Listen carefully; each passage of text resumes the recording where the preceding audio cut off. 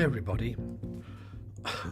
It is so frustrating to watch what's going on in the world. In Wales, the government is now stopping maintaining roads, as it were, and not planning any new roads. There's a move afoot to do away with your cars. In Holland, 10,000 farms are being confiscated. All this madness. So in this very short video, I just want to explain a point that everyone can understand. And it's really about groupthink and about the madness of the entire climate alarmist movement. Now, just take a look at this graph.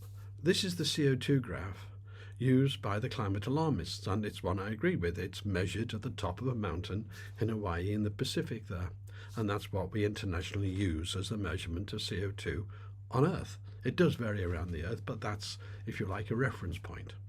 And as you can see, it has grown and grown and growing. And it is turned upwards, it's curved upwards, which means it's now accelerating and accelerating faster and faster as we pump more CO2 in the air. Don't be alarmed by this. This is causing great benefits and we need it.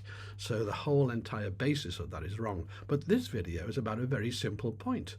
Look at all these conferences and when they occurred, the dates they occurred on this graph. They make no difference whatsoever to the growth of CO2. So why are we spending trillions? Now, these committees, like we have in Wales, where I live, a small country, we have a Welsh Government Climate Change Committee, how Wales can change climate. And these people actually sit there, climate change ministers, and they really think that they can change the climate. It's total madness. It's no better than the witchcraft hunts from 400 years ago when committees sat condemning women to be burnt alive. And when books from universities were published on how you find a witch and so on, we haven't really progressed, it seems. So the point is this. All these trillions and trillions of pounds are being spent as the West destroys its total economy. I mean, all the economies of the West who partake in this madness are being destroyed. Not so in the East, not so in the developing countries, India and China, building coal and carrying on just as normal, in fact accelerating it, whilst we have a sort of death cult. So my point is this. Ask your politicians what benefit we're getting from all the conferences. What benefit are we getting for all the trillions spent, for all the ruining of our economies, for all our changing lifestyle being demanded by the politicians? What change do we get? And the answer is none.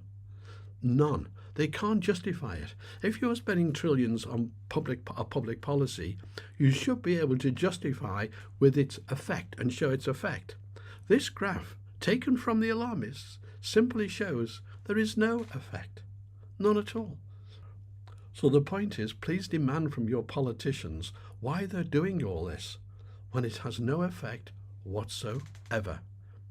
And anyone who argues with you, Stop Oil, Extinction Rebellion, anyone like that who argues with you, just point out that this makes no difference whatsoever to the growth of CO2. They are completely nuts.